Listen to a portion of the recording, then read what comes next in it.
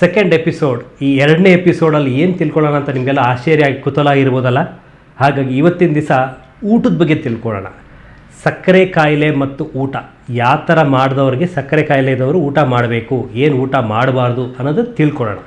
First of all ನಮ್ಗೆ ಯಾರೇ patient ಸಕ್ಕರೆ ಕಾಯಿಲೆ ಬಂದಾಗ ಯೋಚನೆ ಮಾಡೋದೇನಪ್ಪ ಅಂದರೆ, ಅಯ್ಯೋ ನನಗೆ ಸಕ್ಕರೆ ಕಾಯಿಲೆ ಬಂದ್ಬಿಡ್ತಾ, ನಾನು ಏನು ತಿನ್ನಂಗಿಲ್ವೇ, ಅಯ್ಯೋ ನಂದು ಎಲ್ಲ ತಿನ್ನೋದೆಲ್ಲ ಮುಗಿದೋಯ್ತಲ್ಲಪ್ಪ, ಲೈಫೇ ಮುಗಿದೋಯ್ತಾ ಅನ್ನೋದು ಯೋಚನೆ ತುಂಬಾ ಜನಕ್ಕೆ ಬರುತ್ತೆ. ಅದನ್ನು ನಾವು ಇವತ್ತು ಹೋಗಾಡ್ಸೋಣ. ಅಂದರೆ ಡಯಾಬಿಟೀಸಲ್ಲಿ ಏನು ತಿಂದರೆ ನಮ್ಗೆ ಏನು ಪ್ರಾಬ್ಲಮ್ ಆಗ್ದಂಗೆ ಆರಾಮಾಗಿರ್ಬೋದು ಅನ್ನೋದು. ಎಷ್ಟೊಂದು ಯೋಚನೆ ಮಾಡ್ತಾರೆ, ಸಕ್ಕರೆ ಕಾಯಿಲೆ ಬಂದರೆ ಸ್ವೀಟ್ ತಿನ್ನಲೇಬಾರ್ದ ಡಾಕ್ಟ್ರೇ ಅಂತ ಕ್ವಶನ್ ಮಾಡೋದೇ ಆಶ್ಚರ್ಯ. ಏನು ಮಾಡಬಾರ್ದು ಅನ್ನುತ್ತೋ ಆವಾಗಲೇ ನಮ್ಮ ದೇಹದಲ್ಲಿ ಮಾಡಬೇಕು ಅನ್ನೋದು ಉತ್ಸಾಹ ಜಾಸ್ತಿ ಆಗುತ್ತೆ. ಅದೇ ಥರ ನಮಗೆ ಸಕ್ಕರೆ ಕಾಯಿಲೆ ಬಂದಾಗ ಸಕ್ಕರೆ ತಿನ್ನಬೇಡಿ ಅಂದಾಗ ನಾನು ಸಕ್ಕರೆ ತಿನ್ನಬೇಕು ಅನ್ನೋ ಆಸೆ ಜಾಸ್ತಿ ಆಗ್ತಾ ಬರುತ್ತೆ ಪೇಷಂಟ್ಸ್ಗೆ. ಹಾಗಾಗಿ ಅವರು ಕೇಳ್ತಾರೆ, ಸಕ್ಕರೆ ಕಾಯಿಲೆ ಬಂದಾಗ ಸಕ್ಕರೆ ಸ್ವೀಟ್ ತಿನ್ಬೋದಾ, ಅದ್ರ ಬಗ್ಗೆನೂ ತಿಳ್ಕೊಳ್ಳೋಣ. ಅದೊಂದೇ ಅಲ್ಲ, ನೀವು ತಿಳ್ಕೊತೀವಿ, ಮೋಸ್ಟೊಂದು ಜನ ಎಷ್ಟೋ ಕೇಳ್ತಿರ್ಬೋದು, ಈ ಫೆಸ್ಟಿವಲ್ಸ್ ಅಂದರೆ ಇವಾಗ ಹಬ್ಬದಲ್ಲಿ ಏನಾಗುತ್ತೆ ಅಂದರೆ ಎಲ್ಲರೂ ಮನೇಲಿರ್ತಾರೆ, ಮನೇಲಿದ್ದಾಗ ಎಲ್ಲ ಥರ ಅಡುಗೆಗಳು ಮಾಡಿರ್ತಾರೆ. ನನಗೆ ಸಕ್ಕರೆ ಕಾಯಿಲೆ ಯಾಕಾರು ಬಂತೋ, ನಾನು ಸಕ್ಕರೆ ಕಾಯಿಲೆ ಬಂದಿರೋದ್ರಿಂದ ಇವೆಲ್ಲ ತಿನ್ನೋಕ್ಕಾಗತ್ತಾ, ಅಲೋ ಮಾಡ್ತಾರಾ, ನನಗೆ ಕೊಡ್ತಾರಾ ಅನ್ನೋದು ಯೋಚನೆ ತುಂಬ ಜಾಸ್ತಿ ಇರುತ್ತೆ. ಇದನ್ನೆಲ್ಲನೂ ನಾವು ಹೋಗ್ಲಾಡ್ಸೋಕ್ಕೋಸ್ಕರ ಇವತ್ತು ನಾವು ಡಿಸ್ಕಸ್ ಮಾಡೋಕ್ಕೆ ಬಂದಿದ್ದೀವಿ ಸಕ್ಕರೆ ಕಾಯಿಲೆ ಬಗ್ಗೆ. ಫುಡ್ ಆ್ಯಂಡ್ ಡಯಾಬಿಟೀಸ್ ಅಂತ ಪರ್ಟಿಕ್ಯುಲರಾಗಿ ಹೇಳೋಣ. ಸಕ್ಕರೆ ಕಾಯಿಲೆ ಬಂದವರು ಅನ್ನ ತಿನ್ನಲೇಬಾರ್ದು ಅಂತ ಏನಿಲ್ಲ, ಅನ್ನ ದಯವಿಟ್ಟು ತಿನ್ನಬಹುದು, ಆದರೆ ಅಳತೆ ಕಮ್ಮಿ ಇರಬೇಕು. ಏನಂತ ಹೇಳ್ತೀವಿ ನಾವು ಸಕ್ಕರೆ ಕಾಯಿಲೆ ಬಂದವ್ರಿಗೆ? ಸ್ಮಾಲ್ ಫ್ರೀಕ್ವೆಂಟ್ ಮೀಲ್ಸ್ ಅಂತೀವಿ. ಅಂದರೆ ಕಮ್ಮಿ ಆಹಾರನ ಪದೇ ಪದೇ ತಿನ್ನೋದ್ರಿಂದ ನಿಮಗೆ ಹೊಟ್ಟೆ ಶೂನೂ ಆಗಲ್ಲ, ಶುಗರು ಕೂಡ ಆರಾಮಾಗಿ ಕಂಟ್ರೋಲ್ ಆಗುತ್ತೆ. ಅದು ತುಂಬ ಇಂಪಾರ್ಟೆಂಟ್ ತಿಳ್ಕೊಬೇಕಾಗಿರೋ ವಿಷಯ. ಸ್ಮಾಲ್ ಫ್ರೀಕ್ವೆಂಟ್ ಮೀಲ್ಸ್ ಅಂತ ಕರಿತೀವಿ. ಪ್ಲಸ್ ಮುದ್ದೆನೇ ತಿನ್ನಬೇಕಾ, ಚಪಾತಿನೇ ತಿನ್ನಬೇಕಾ, ಅಲ್ಲ ಅನ್ನನೇ ತಿನ್ಬೋದಾ, ಅಥವಾ ರೆಡ್ ರೈಸ್ ತಿನ್ನಬೇಕಾ, ಹಲವಾರು ಯೋಚನೆಗಳು ಬಂದಿರುತ್ತೆ.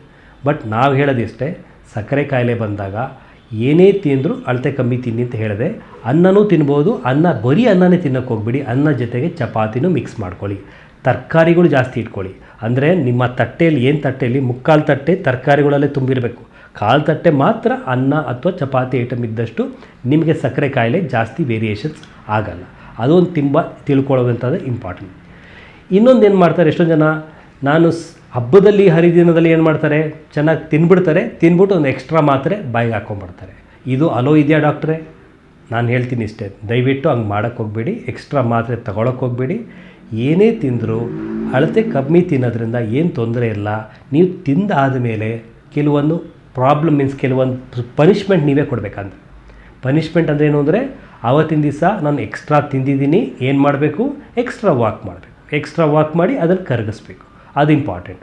ಪ್ಲಸ್ ಎಕ್ಸ್ಟ್ರಾ ತಿಂದಾಗ ಆಟೋಮೆಟಿಕ್ಕಾಗಿ ನಮ್ಮಲ್ಲಿ ಏನಿರುತ್ತೆ, ನಾವು ಫುಡ್ ಕ್ವಾಂಟಿಟಿನ ಕಮ್ಮಿ ಮಾಡಬೇಕು. ಅಂದರೆ ಬೇರೆ ಕ್ವಾಂಟಿಟಿ ಏನೇನು ಎಕ್ಸ್ಟ್ರಾ ತಿಂತೀವೋ ಅದನ್ನೆಲ್ಲ ಕಮ್ಮಿ ಮಾಡಿ ಕರೆಕ್ಟಾಗಿ ಬ್ಯಾಲೆನ್ಸ್ ಮಾಡೋದ್ರಿಂದ ನಿಮ್ಮ ಶುಗರು ಜಾಸ್ತಿ ಏರುಪೇರು ಆಗೋದಿಲ್ಲ. ಅದು ತುಂಬ ಇಂಪಾರ್ಟೆಂಟ್. ಇನ್ನು ಕೆಲವ್ರು ಬಂದು ಕೇಳ್ತಾರೆ, ಅಜ್ಜಿದಿರು ವಯಸ್ಸಾದವರು ತುಂಬ ಕೇಳ್ತಾರೆ, ಡಾಕ್ಟ್ರೇ ನನಗೆ ಈ ವಾರ ಒಪ್ಪತ್ತು ಮಾಡೋ ಅಭ್ಯಾಸ ತುಂಬ ಜಾಸ್ತಿ ಇದೆ, ಈ ವಾರ ಒಪ್ಪತ್ತು ಡಯಾಬಿಟಿಸ್ ಇದೆಯಲ್ಲ, ಮಾಡಿದ್ರೇನು ತೊಂದರೆ ಆಗಲ್ವಾ ಅಂತ ಕೇಳ್ತಾರೆ. ನಾವು ಅವ್ರಿಗೆ ಹೇಳೋದಿಷ್ಟೇ, ನೀವೆಲ್ಲ ಮಾಡಿರೋದು ವಾರ ಒಪ್ಪತ್ತು ಮಾಡಿರೋದ್ರಿಂದನೇ ಬಂದಿರೋದು ಡಯಾಬಿಟಿಸ್ ಇದು, ದಯವಿಟ್ಟು ಅದನ್ನು ಮಾಡೋಕ್ಕೆ ಹೋಗಬೇಡಿ. ಸಣ್ಣ ಪುಟ್ಟ ಆಹಾರ ತೊಗೊಳ್ಳಿ. ಅಂದರೆ ಹಣ್ಣು ಸೇವನೆ ಮಾಡ್ಬೋದು, ಇಲ್ಲ ಹಾಲು ಸೇವನೆ ಮಾಡ್ಬೋದು.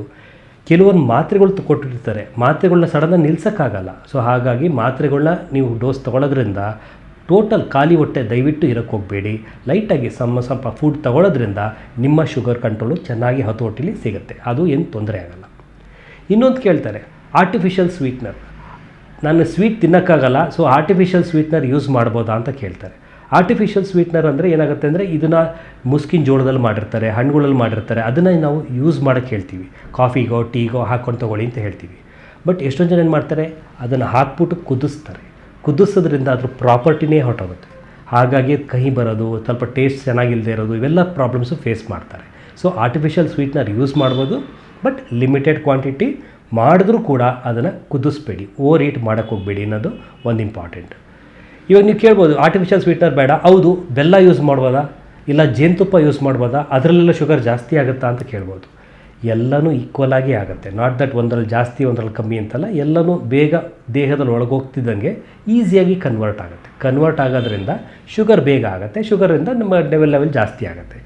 ಅದಕ್ಕೋಸ್ಕರ ನಾವೇನು ಹೇಳ್ತೀವಿ, ನೀವು ಏನೇ ತಗೊಂಡ್ರೂ ಸ್ವಲ್ಪ ಪ್ರಮಾಣದಲ್ಲಿ ಕಮ್ಮಿ ಮಾಡೋದ್ರಿಂದ ಡೆಫಿನೆಟಾಗಿ ನಿಮಗೆ ಕಂಟ್ರೋಲು ಚೆನ್ನಾಗಿರುತ್ತೆ, ಏನೂ ಪ್ರಾಬ್ಲಮ್ ಬರದೇ ಇರೋಂಗೆ ಆಟೋಮೆಟಿಕ್ಕಾಗಿ ಕೂಡ ಮೇಂಟೈನು ಮಾಡ್ಬೋದು ಅಂತ ನಾವು ಹೇಳ್ತೀವಿ. ಅದೊಂದು ವೆರಿ ವೆರಿ ಇಂಪಾರ್ಟೆಂಟ್ ವಿಷಯ, ಅದನ್ನು ಮಿಸ್ ಮಾಡೋಕ್ಕೆ ಇಲ್ಲ. ನೆಕ್ಸ್ಟ್ ನಾವು ಇನ್ನೊಂದು ಕೇಳೋದೇನಪ್ಪ ಅಂದರೆ ಇಂಟರ್ಮಿಟೆಂಟ್ ಫಾಸ್ಟಿಂಗ್ ಅಂತ ಕೇಳಿರ್ಬೋದು. ಇಂಟರ್ಮಿಟೆಂಟ್ ಫಾಸ್ಟಿಂಗ್ ಅಂದರೆ ಸುಮಾರು ಒಂದು 14 ಗಂಟೆ 18 ಗಂಟೆ ಕಾಲಗಳ ಏನೂ ತಿನ್ನೋದೇ ಇಲ್ಲ, ಆಮೇಲೆ ತಡಾಗಿ ಒಂದೇ ಸತಿಗೆ ತಿನ್ನೋದು. ಅದು ಮಾಡೋದ್ರಿಂದ ಸಕ್ಕರೆ ಕಾಯಿಲೆ ಕಂಟ್ರೋಲ್ ಬರುತ್ತಾ, ಹತೋಟಿಲಿ ಸಿಗುತ್ತಾ, ಏನೂ ಪ್ರಾಬ್ಲಮ್ ಆಗಲ್ವಾ ಅಂತ ನೀವು ಕೇಳ್ಬೋದು. ಅದು ಮಾಡೋಂಥದ್ದು ಸರಿಯಲ್ಲ ಅಂತ ನಮ್ಮ ಅನಿಸಿಕೆ. ಜನರಲಾಗಿ ಏನಾಗುತ್ತೆ, ಲಾಟ್ ಆಫ್ ರಿಸರ್ಚ್ ಮಾಡಿದ್ದಾರೆ, ಲಾಟ್ ಆಫ್ ಡೇಟಾಸ್ ಬಂದಿದೆ. ಡೇಟಾಸ್ ಪ್ರಕಾರ ಏನಂತ ಹೇಳುತ್ತೆ ಅಂದರೆ, ನೀವು ಏನೇ ತಿಂದರೂ ಸ್ಪ್ಲಿಟ್ ಮಾಡ್ತೀನಿ, ಒಟ್ಟಿಗೆ ಒಂದೇ ಸತಿ ತಿನ್ನೋಕ್ಕೆ ಹೋಗಬೇಡಿ. ಒಟ್ಟಿಗೆ ಒಂದೇ ಸತಿ ತಿನ್ನೋದ್ರಿಂದ ನಿಮ್ಮ ದೇಹದಲ್ಲಿ ಇನ್ಸುಲಿನ್ ಉತ್ಪಾದನೆ ಆ ಲೆವೆಲಿಗೆ ಬರದೇ ಇರ್ಬೋದು. ಆವಾಗ ಆ ಟೈಮಿಗೆ ಶುಗರ್ ಜಾಸ್ತಿ ಆಗ್ಬೋದು. ಆ ಟೈಮಿಗೆ ಶುಗರ್ ಜಾಸ್ತಿ ಆಗೋದ್ರಿಂದ ನಿಮ್ಮ ಕಂಟ್ರೋಲ್ ಆಫ್ ಡಯಾಬಿಟೀಸು ಸರಿಯಾಗಿ ಸಿಗದೇ ಇರ್ಬೋದು. ಸೊ ಹಾಗಾಗಿ ನಾವೇನು ಹೇಳ್ತೀವಿ ಅಂದರೆ ಇಂಟರ್ಮಿಟೆಂಟ್ ಫಾಸ್ಟಿಂಗ್ ಬೇಡ. ಇನ್ಫ್ಯಾಕ್ಟ್ ನೀವು ಕೇಳಿರ್ಬೋದು ಬ್ರೇಕ್ ಫಾಸ್ಟ್ ಅಂತ ಕರಿತೀವಿ, ಅಂದರೆ ಬ್ರೇಕ್ ದ ಫಾಸ್ಟಿಂಗ್ ಅಂತ. ಖಾಲಿ ಹೊಟ್ಟೆಲಿ ಇದ್ದದನ್ನು ರಾತ್ರಿ ಎಲ್ಲ ನೀವು ಖಾಲಿ ಹೊಟ್ಟೆಲಿ ಇರ್ತೀರಾ, ಬೆಳಗ್ಗೆ ಎದ್ದಾಗ ಸ್ಲೈಟಾಗಿ ಒಂದು 8 ರಿಂದ 9 ಗಂಟೆ ಅಷ್ಟರೊಳಗೆ ಲೈಟಾಗಿ ಏನಾದ್ರು ತಿನ್ನಲೇಬೇಕು. ತಿಂದೇ ಇದ್ದರೆ ಶುಗರ್ ಜಾಸ್ತಿ ಆಗುತ್ತೆ. ಇನ್ಫ್ಯಾಕ್ಟ್ ನಾವು ಕೇಳಿರ್ತೀವಿ, ತಮಾಷೆ ಮಾಡ್ತೀವಿ, ನೋ ಫಾಸ್ಟಿಂಗ್ ನೋ ಫೇಸ್ಟಿಂಗ್ ಅಂತ. ಖಾಲಿ ಹೊಟ್ಟೆನೂ ಇರೋಂಗಿಲ್ಲ, ಹೊಟ್ಟೆ ತುಂಬ ಊಟನೂ ಮಾಡೋಂಗಿಲ್ಲ. ಒಂದು ಹತೋಟಿ ಬಂದು ಕರೆಕ್ಟ್ ಬ್ಯಾಲೆನ್ಸ್ ಇದ್ದಿದ್ದರೆ ಕಂಟ್ರೋಲ್ ಚೆನ್ನಾಗೇ ಮಾಡ್ಕೊಳ್ಳೋಂಥದ್ದಕ್ಕೆ ತುಂಬಾ ಸುಲಭ ಅಂತ ಹೇಳ್ತೀವಿ. ಸೊ ಇದನ್ನು ಊಟದ ಆಹಾರ ಬಗ್ಗೆ ತಿಳ್ಕೊಂಡ್ವಿ. ಅದು ಐ ಟೋಲ್ಡ್ ಯು, ಜೇನುತುಪ್ಪ ಎಲ್ಲನೂ ಒಂದೇ ಅಂತ ಹೇಳಿದೆ, ಅದ್ರ ಬಗ್ಗೆನೂ ತಿಳ್ಕೊಂಡಿದ್ದೀರಾ. ಸೊ ಒಂದೊಂದೇ ತಿಳ್ಕೊಂಡಿದ್ದೀರಾ. ಇವತ್ತಿನ ಎಪಿಸೋಡ್ ಮುಗಿಯೋಕ್ಕಿಂತ ಮುಂಚೆ ನನ್ನ ಬಗ್ಗೆ ಹೇಳ್ತೀನಿ. ಡಯಾಬಿಟಿಸ್, ನಾನು ಜಯನಗರದಲ್ಲಿ ಮಧುಮೇಹ ಅಂತ ಒಂದು ಇದಿದೆ, ಕ್ಲಿನಿಕ್ ಇದೆ ಡಯಾಬಿಟಿಸ್ದು, ಅಲ್ಲಿ ನಾನು ಪ್ರಾಕ್ಟೀಸ್ ಮಾಡ್ತಾಯಿದ್ದೀನಿ. ತಮಗೆ ಏನೇ ಮಾಹಿತಿ ಬೇಕು ಅಂದರೆ ಎನಿ ಟೈಮ್ ನಾನು ಬಂದರೆ ನಾನು ನಿಮ್ಗೆ ಹತ್ರ ಖುದ್ದಾಗಿ ಪರ್ಸ್ನಲಾಗಿ ಮಾತಾಡಿ ಊಟದ ಬಗ್ಗೆ, ಆಹಾರದ ಬಗ್ಗೆ ಆಗಲಿ ಅಥವಾ ಏನೇ ಆಗಲಿ ಅನ್ನೋ ಮಾಹಿತಿಯನ್ನು ಕೊಡೋಕ್ಕೆ ನಾನು ಇಷ್ಟಪಡ್ತೀನಿ. ಧನ್ಯವಾದಗಳು. ಇನ್ನೂ ಹೆಚ್ಚು ಮಾಹಿತಿಯನ್ನು ತಿಳ್ಕೊಳ್ಳೋದಕ್ಕೋಸ್ಕರ ತಾವೆಲ್ಲರೂ ದಯವಿಟ್ಟು ನೋಡಬೇಕು sweet news with doctor Suman.